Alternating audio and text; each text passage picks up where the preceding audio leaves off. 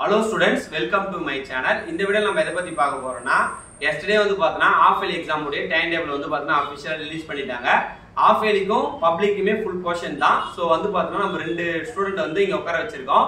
அவங்க point of வியூல ஒரு சில क्वेश्चन கேள்விக்குறியா இருக்கும். அதுக்கான சொல்யூஷன் தான் சொல்ல போறேன்.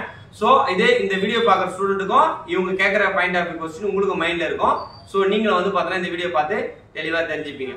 இதுல வந்து பார்த்தா ஸ்லோ லேர்னர்ஸ்னு ஒருத்தரையும் டாப்பர்னு ஒருத்தரையும் இங்க உட்கார வச்சிருக்கோம். ஸ்லோ லேர்னர்ஸ் வந்து பார்த்தா அவருக்கு என்னென்ன மனநிலை இருக்குன்றது அவர்கிட்ட கேட்டு தெரிஞ்சுப்போம்.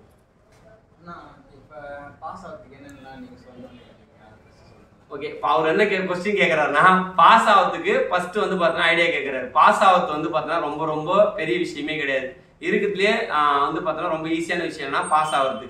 ஃபர்ஸ்ட் வந்து பார்த்தா புக் பேக்ல இருக்கிற 1 மார்க்கை தெளிவா படிச்சிங்க. அதுக்கப்புறம் வந்து பார்த்தா இம்பார்ட்டன்ட் क्वेश्चन சொல்லிட்டு சம் சாப்டர்ல வந்து பார்த்தா ரிப்பீட்டடா வெயிட்டேஜ் சாப்டர்னு சொல்லுவாங்க. அந்த வெயிட்டேஜ் சாப்டர்ல வந்து பார்த்தா இத்தனை மார்க் வந்திருக்கும். இத்தனை இயர்ல வந்து பார்த்தா ப்ரீவியஸ் இயர் क्वेश्चन எத்தனை வச்சுக்க இந்த யூனிட்ல வந்து பார்த்தா 2 மார்க் கேட்டிருக்காங்க, 2 5 மார்க் கேட்டிருக்காங்க அப்படின்னு சொல்லிட்டு இருக்கும். அந்த சாப்டர் வந்து கவர் பண்ணிங்க. அது இல்லாம வந்து பார்த்தா இது வரைக்கும் உங்களுக்கு வந்து பார்த்தா ஃபர்ஸ்ட் மிட் டர்ம்ல இருந்து இந்த இயர்ல ஆஃப் இயர்லி வரைக்கும் நடந்த போர்ஷன்ல நடந்த क्वेश्चन எல்லாத்தையும் first mid term second mid term அப்புறம் வந்து பார்த்தா குவார்டர்லி ஆஃப் இயர்லி அது நடந்த क्वेश्चन அப்புறம் நீங்க நல்லா தரவு படிச்சாலே நீங்க ஜஸ்ட் வந்து பார்த்தா 40% வந்து பார்த்தா மார்க் எடுத்துடலாம். ஓகேங்களா? வேற ஏதாவது டவுட் இருக்கா? இப்ப சம்ஸ்லாம் போட்டு பார்க்கறோம். அது இன்னும் கொஞ்ச நாள் ஆயிடுச்சுனா அது மறந்துடும். அது அப்படியே ஞாபகம் வச்சுக்கிட்டீங்க நீங்க. ஓகே, இந்த क्वेश्चन எல்லாரும் இருக்கும். இன்னைக்கு படிச்சா நாளைக்கு மறந்துடுது. அது ஒரே ஒரு சொல்யூஷன் தான் இருக்கு. உங்களோட மைண்டை ஃப்ரீயா வச்சா மட்டும் தான் நீங்க வந்து பார்த்தா அதை வந்து பார்த்தா மைண்ட்ல நிற்கும். அதுக்கு வந்து பார்த்தா உங்க மைண்ட் எப்பவுமே எந்த ஒரு டிஸ்டர்பன்ஸுக்கும் இடையூறு இல்லாத இடத்துல படிங்க. அதே போல வந்து பார்த்தா படிச்ச क्वेश्चन ஒரு நோட் எடுத்து இன்ஸ் படி. ஓகேவா? உங்களுக்கு என்ன புரிஞ்சுதோ அதை வந்து ஒரு நோட்ஸ் போல எழுதி வச்சுங்க. சப்போஸ் நீங்க அதை எடுத்து பார்க்கும்போது உங்களுக்கு ஈஸியா வந்து புரிஞ்சிடும். வேற ஏதாவது क्वेश्चंस? இப்ப தமிழ்லாம் ஓகே புரியுது. இந்த பிசிக்ஸ்லாம் படிக்கிறோம், எதுவும் புரிய மாட்டேங்குது. குருட்டு மனப்பாடம் தான் பண்றோம். குருட்டு மனப்பாடம் இப்போ வந்து பார்த்தா நீங்க கேட்கறது கரெக்ட் தான். இன்னும் நமக்கு இருக்கிற நாட்கள் கொஞ்சம் ரொம்ப ரொம்ப கம்மி தான். ஸோ வந்து பார்த்தா நீங்க குருட்டு மனப்பாடம் பண்ணணும்னு அவசியமே இல்லை. ஸோ அந்த क्वेश्चனை 1க்கு 2 முறை ரீட் பண்ணுங்க. உங்களுக்கு வந்து பார்த்தா அதில் ஒரு ஆன்சர் கண்டிப்பா புரிய வரும். அந்த ஆன்சரை ஒரு நோட்ஸ்ல எழுதி வச்சுங்க. நீங்க ஃபுல் மார்க் எடுக்கணும் தான் கஷ்டம். ஓகேங்களா? ஒரு 5 மார்க்ல ஒரு 3 மதிப்பெண் அதில் வாங்கணும்னா அதில் வந்து பார்த்தா அதில் என்னென்ன கொடுத்துருப்பாங்க? ஃபர்ஸ்ட் ஒரு இன்ட்ரோடக்ஷன் கொடுத்துருப்பாங்க, ஒரு ஒர்க்கிங் கன்ஸ்ட்ரக்ஷன் கொடுத்துருப்பாங்க, அதில் ஏதாவது ஃபார்முலாஸ் இருக்கும், அப்புறம் வந்து பார்த்தா கன்க்ளூஷன், ஒரு டயக்ராம். இதுவரை எதுனாலே உங்களுக்கு வந்து பார்த்தா ஈஸியா ஒரு 4 மார்க் வாங்கிடலாம்.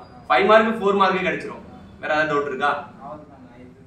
ஓகேங்களா? ஸ்லோ லேர்னர்ஸ்க்கு வந்து பார்த்தா பாஸ் ஆகிறதுக்கு இப்போ அவரே சொல்லுவார். பாஸ் ஆகிறதுக்கு என்னப்பா பண்ணணும்? இப்போ உங்களுக்கு ஒரு ஐடியா வந்துருக்குல்ல. ஃபர்ஸ்ட் சூஸை ப்ரிப்பேர் பண்ணி வச்சுக்கோங்க. அப்புறம் படிச்சதெல்லாம் ஒரு நோட்ல எழுதி வச்சுக்கோங்க. அந்த நோட் எப்பயுமே பத்திரமா வச்சுக்கோங்க. தொலைச்சிட்டீங்கன்னா ஒன்றும் பண்ண முடியாது. அவள்தான். அதுக்கப்புறம் வேற என்ன இம்பார்ட்டன்ட் क्वेश्चन ரெகுலரா படிச்சீங்க. ரெகுலரா படிங்க.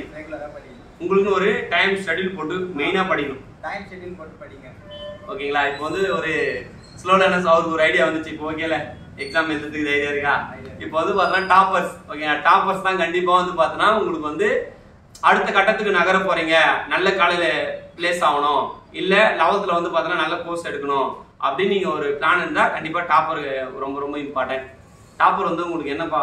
நல்ல மார்க் எடுக்க ஒரு 90 above அந்த மாதிரி எடுக்க எப்படி படிக்கணும்? 90 above எடுக்கணும்னா கண்டிப்பா நீங்க ஃபர்ஸ்ட் ஷெட்யூல் போடணும். ஓகேங்களா? ப்ராப்பரான ஸ்டடி பிளான் ரொம்ப ரொம்ப முக்கியம். இவங்களுக்கு சொன்னதே தான் உங்களுக்கு. ஆனா ஃபர்ஸ்ட் புக் பேக்ல இருக்கிற 1 மார்க்கை நல்லா படிச்சிங்க. அதுக்கப்புறம் வந்து பார்த்தா ரிப்பீட்டடா எக்ஸாம்ல கேட்கப்பட்ட क्वेश्चन புக் பேக்ல என்ன கேட்டிருக்காங்க, புக் இன்சைட்ல என்ன क्वेश्चन கேட்டிருக்காங்க. அதுக்கப்புறம் வெயிட்டேஜ் சாப்டர்னு சொல்லுவாங்க. இந்த சாப்டர்ல இவ்வளவு மார்க் வருது, இந்த சாப்டர்ல இருந்து கம்பல்சரி क्वेश्चन வரும்னு சொல்லிட்டு வெயிட்டேஜ் சாப்டர் இருக்கும். அதை படிச்சிங்க. அதுக்கப்புறம் வந்து பார்த்தா collect the previous year question. ஓகேவா? இந்த சிலபஸ் அமைச்சர் கல்வி வந்து பார்த்தா வந்து 6 வருஷங்கள் ஆகுது. இந்த 6 வருஷம் என்னென்ன क्वेश्चन எல்லாம் கேட்டிருக்காங்க, அந்த क्वेश्चन எல்லாம் நீங்க படிச்சிருக்கீங்களா அப்படின்னு சொல்லிட்டு கலெக்ட் பண்ணீங்க. அப்புறம் வந்து பார்த்தா அலோகேட் டைம் மேனேஜ்மெண்ட் ரொம்ப ரொம்ப முக்கியம். ஒரு சப்ஜெக்ட் எடுத்து படிக்கிறீங்கன்னா அந்த சப்ஜெக்டை பர் டேக்கு முடிக்கணும். ஓகேங்களா? அதை முடிக்கிற வரையா நீங்க டைம் ஸ்பெண்ட் பண்ணி தான் ஆகணும். ஓகேங்களா? அதுக்கான டைம் மேனேஜ்மெண்ட்டை கம்பல்சரி போட்டுங்க. அதுக்கப்புறம் வந்து பார்த்தா நீங்க படிச்சது எல்லாமே ஃபர்ஸ்ட் ஒரு வாட்டி ரிவைஸ் பண்ணி பாருங்க. ஓகேங்களா? இன்னைக்கு படிச்சனா அதை அன்னைக்கே ரிவைஸ் பண்ணி பாருங்க. அதுக்கப்புறம் எக்ஸாம் ஹால்ல நீங்க என்ன பண்ணணும்னா பேப்பர் பிரசன்டேஷன் ரொம்ப ரொம்ப முக்கியம். ஓகேங்களா? பேப்பர்ல எந்த ஒரு ஓவர் ரைட்டும் பண்ணாதீங்க. அப்படி எழுதுனா உங்களுக்கு வந்து பார்த்தா மார்க் நல்லா கிடைக்க வாய்ப்பு இருக்கு. அதுக்கப்புறம் வந்து பார்த்தா நீங்க ஒரு क्वेश्चन எழுத போறோம்னா அந்த क्वेश्चनல என்னென்ன இருக்குன்னா ஃபர்ஸ்ட் எழுதும் போது அதுல ஒரு என்ன லாஜிக்கா இருக்கணும். ஓகேவா? அந்த क्वेश्चனுக்கு லாஜிக்கா இருக்கணும். அப்புறம் இன்ட்ரோடக்ஷன் இருக்கணும், அப்புறம் மெயின் பாடி இருக்கணும், அப்புறம் கன்க்ளூஷன் இருக்கணும். அதுல ஏதாவது ஸ்ட்ரக்சர் கேட்டா படம் இருந்தா படம் வரையணும். அதுக்கப்புறம் கடைசியா எல்லா கொஸ்டினையுமே அட்டன் பண்ணணும். ஓகேங்களா? இப்போ வந்து உங்களுக்கு ஒரு ஐடியா வந்துருக்கு. டாப்பர்ஸை பொறுத்த வரைக்கும் எல்லா கொஸ்டினும் படிங்க.